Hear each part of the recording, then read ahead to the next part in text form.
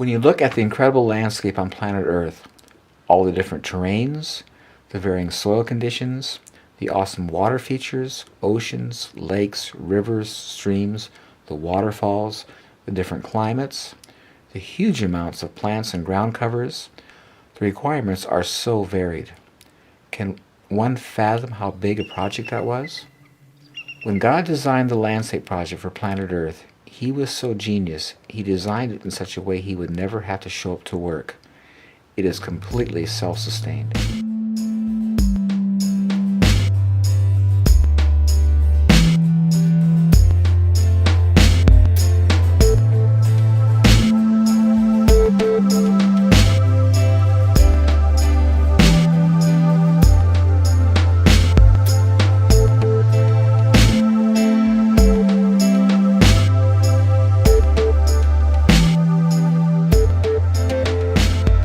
My name is Paul Galchi, and I was raised as a gardener. My parents grew all of our food in Los Angeles as I grew up, and I remember as a 5-year-old kid, my dad on Saturday morning waking us up and saying, well, we got to head off into the to the horse stables and get some horse manure today. So we went down to a rental yard and got a trailer and went to the horse stables and loaded up manure and came home and spread it out in the garden and spaded it in. And as kids, we wore shovels out, spading in heavy clay ground, mixing soil and having a garden. It was wonderful growing up because every time we were hungry, we could go outside and pick fresh vegetables and fruit all the time. And just down in California, there's nothing you couldn't grow, so it was just we had it all year long. So it was really great.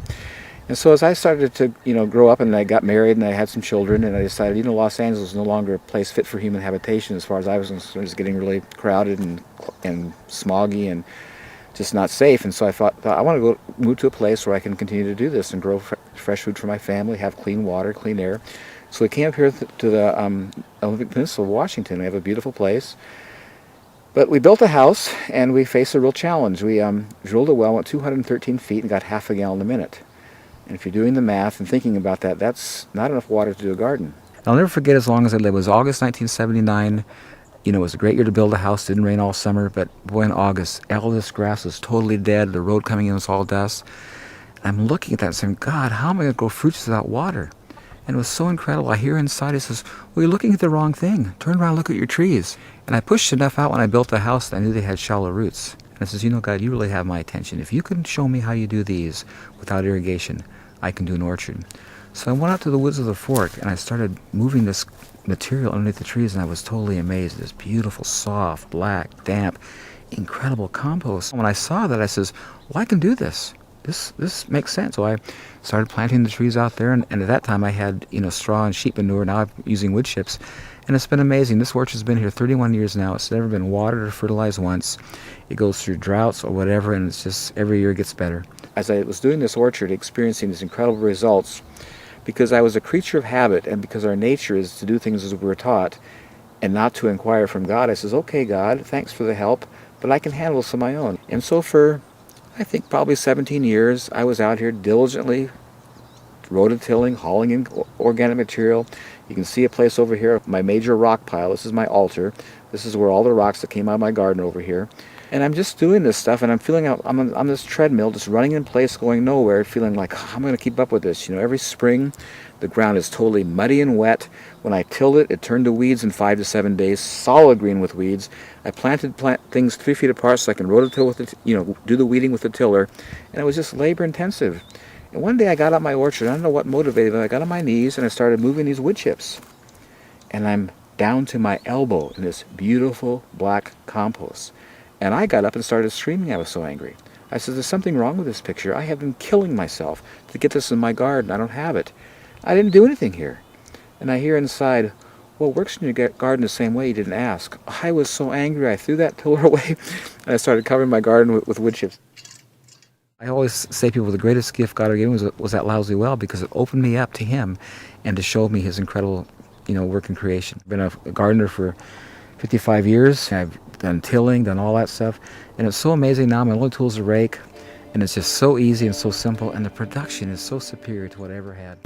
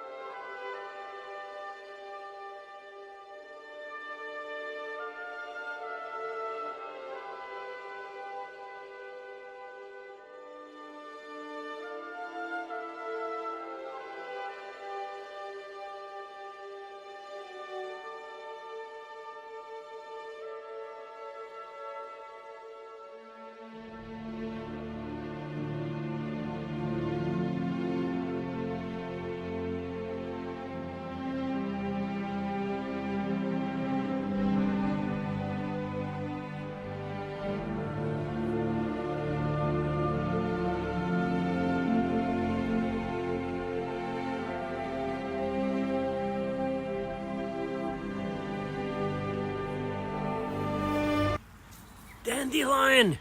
Do you hate it or do you love it? Find out what it is doing in your yard or garden or orchard. Stay tuned.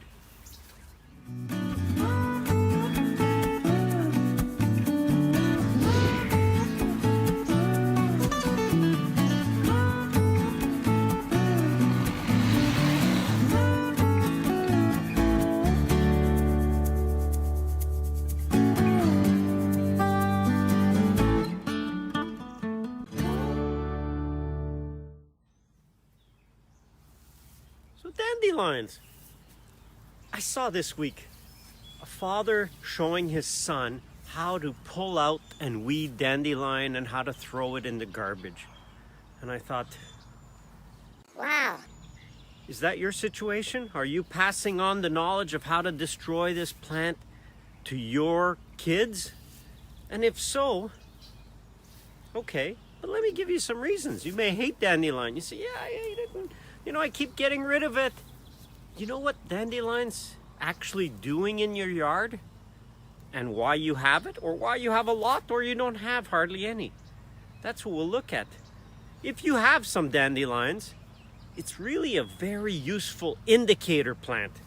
You see, we got a little bit of dandelion here, and it's showing you a few things. The first one that you'll usually see dandelion associated with is your soil is compacted. It's pressed down, it's packed tight. And so dandelion, have you ever weeded dandelion? You know that big taproot? It's actually trying to, doesn't really drill down, but it's trying to get through the soil so that that soil is decompacted or loosened.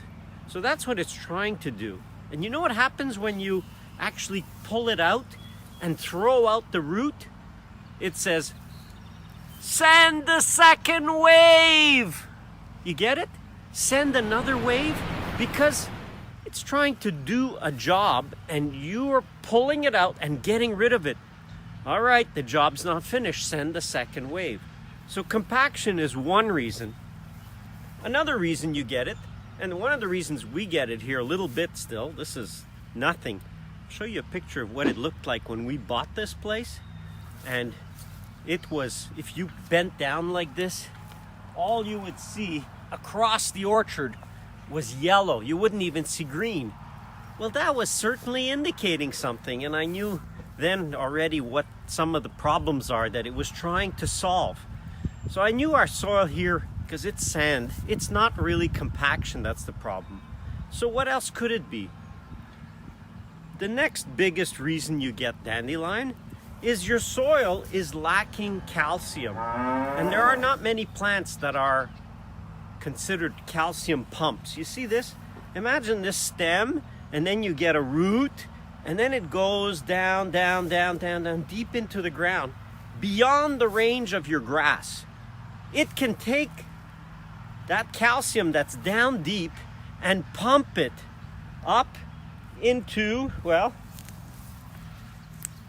into the leaves and into the flowers. So by pumping that calcium up, if you leave the dandelion, that dandelion now that's rich in calcium, and these are very rich in calcium, the leaves, they will die on the surface, or even if you mow it, and if you mow it and you cut these two tops, say, and this is left. So if you mow and you leave it, so now these pieces are left on your surface of the soil. What's going to happen with them? They're calcium rich.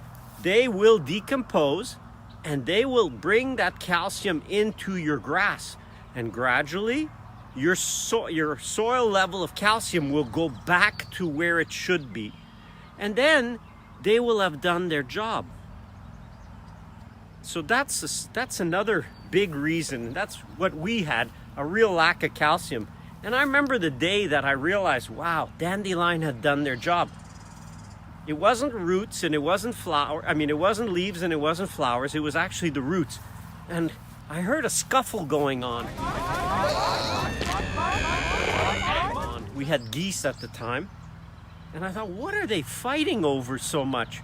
One of them had pulled up a dandelion root, and the other one wanted it. And they were fighting for a dandelion root. And I thought, wow, we used to have a sea of dandelions. Why are they fighting over one root?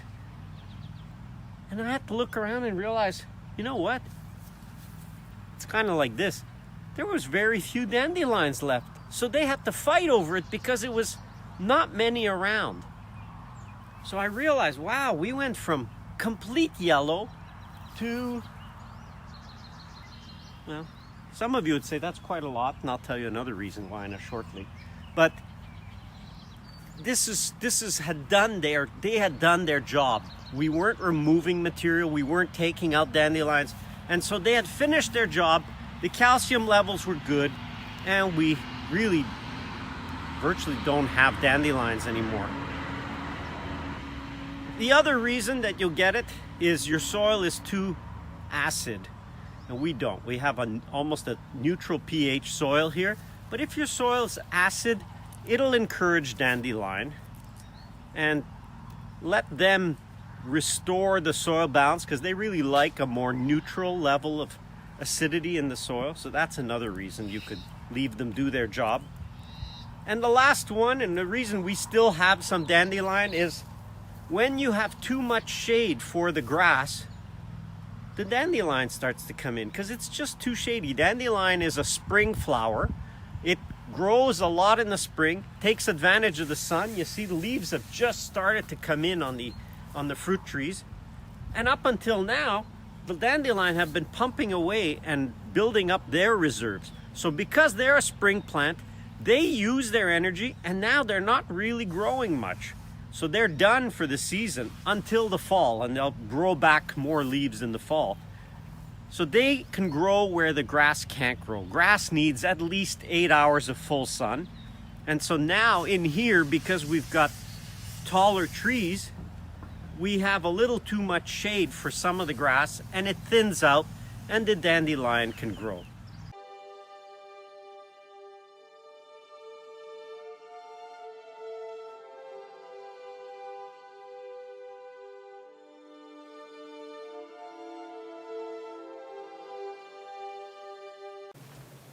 And the soil is a living organism. And God has designed it and made it so it's always covered with something. And when you take the cover off, it becomes vulnerable and it gets lost. And this is the thing that amazes me about us as intelligent human beings, how we don't see it, because we've been experiencing it for thousands of years in a negative way. We're all around us, all through creation. Everything's just growing beautifully with no work.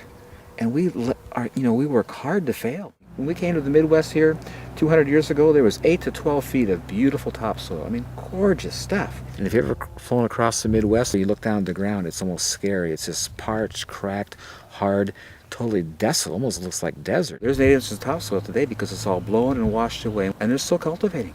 This is not working, and we're losing topsoil. And topsoil in nature, it takes 100 years to build an inch of topsoil. I mean, it is criminal and incredibly devastating what we've done to the planet. If I try to help nature at any level, I mess it up. My approach now is just to look what it does and it says, talk to me, show me what you're doing, because I want to copy it. Ever wonder why you're working?